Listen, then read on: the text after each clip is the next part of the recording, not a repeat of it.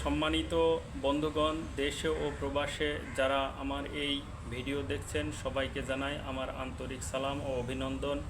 আসসালামু আলাইকুম ও রহমতুল্লাহি ও বারাকাতুহু। আমার এই ইউটিউব চ্যানেলের মাধ্যমে গ্যাস ও তেল ও জ্বালানি মন্ত্রণালয়ের দায়িত্বে যারা আছেন তাদের সবার দৃষ্টি আকর্ষণ করছি এবং সেই সাথে দৃষ্টি আকর্ষণ করছি আমরা যারা এই মূল্যবান গ্যাস ব্যবহার করি। এই গ্যাস মহান আল্লাহ প্রদত্ত একটি প্রাকৃতিক সম্পদ। এই সম্পদের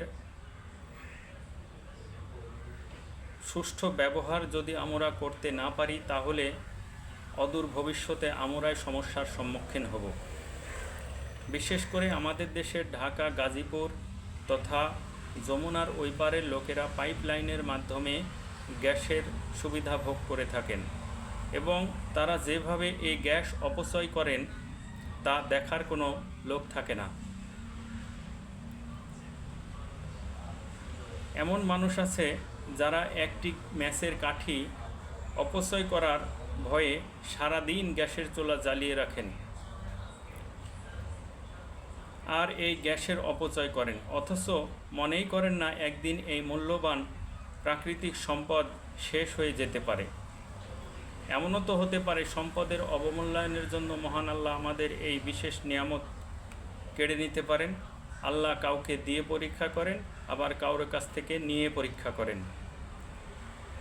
আমরা যে দেশটিতে বসবাস করি এই দেশে গ্যাসের নিজস্ব কোনো খনি নাই। এরা অন্য দেশ থেকে সিলিন্ডারের মাধ্যমে গ্যাস সরবরাহ করে থাকে এবং এই গ্যাস ছোট ছোট সিলিন্ডারের মাধ্যমে প্রত্যেকটা ভোক্তা পরিবারের কাছে পৌঁছে দেয় এবং অত্যন্ত সুলভ মূল্যে পৌঁছে দেয়, যা সবার সাধ্যের মধ্যে থাকে।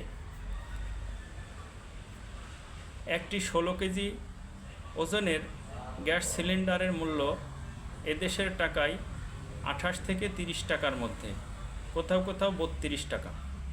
অথচ আমাদের বাংলাদেশি টাকায় হিসাব করলে দেখা যায় 700 থেকে 750 টাকা। আর আমাদের দেশে নিজস্ব খনি থেকে উত্তোলন করা গ্যাস 16 কেজি ওজনের একটা সিলিন্ডারের দাম পড়ে 1200 থেকে 1600 টাকা। আমাদের বুঝে আসে না কিভাবে এটা ম্যানেজমেন্ট হয়।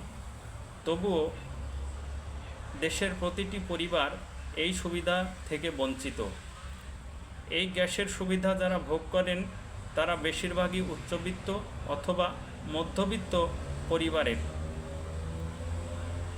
এবং আমাদের দেশের নিম্নবিত্ত পরিবারের মানুষগুলো এই গ্যাসের সুবিধা থেকে বঞ্চিত থাকে। এই দেশটিতে উচ্চবিত্ত থেকে শুরু করে নিম্নবিত্ত পর্যন্ত প্রত্যেকটি পরিবারের মানুষ এই গ্যাসের সুবিধা ভোগ করে থাকে।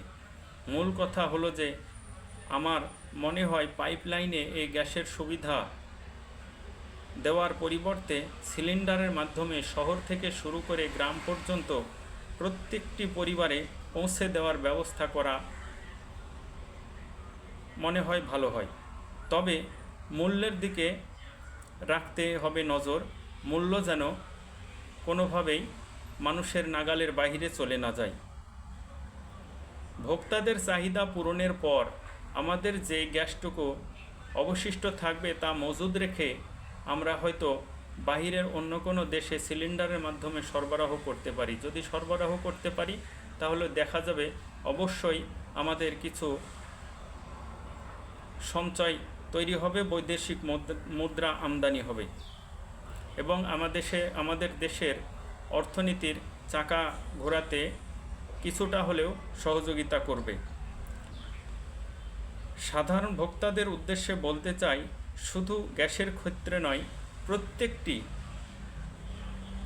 ক্ষেত্রেই নিজেদের সম্পদ নিজেদেরকেই রক্ষা করতে হবে। এর মূল্য বুঝতে হবে, আমাদের প্রত্যেককে সচেতন হতে হবে। ঢাকা, গাজীপুরের মানুষেরা চুলা জ্বালিয়ে ভেজা কাপড় শুকান। তারা খেয়ালই রাখেন না যে এই গ্যাস একটা মূল্যবান সম্পদ। এটা শুধু ওই কাপড় শুকানোর কাজে ব্যবহার করা ঠিক নয়, এটা প্রত্যেকটি জায়গায় আমাদের এই গ্যাসের সঠিক ব্যবহার করতে হবে। এটা সবাইরই লক্ষ্য রাখতে হবে, যা আমাদেরকে অবশ্যই মনে রাখতে হবে। এটা আমাদের প্রাকৃতিক সম্পদ, আল্লাহ প্রদত্ত সম্পদ। এই সম্পদকে সঠিকভাবে কাজে লাগাতে হবে, আর সঠিকভাবে কাজে লাগাতে পারলেই আমাদের সফলতা আসবে।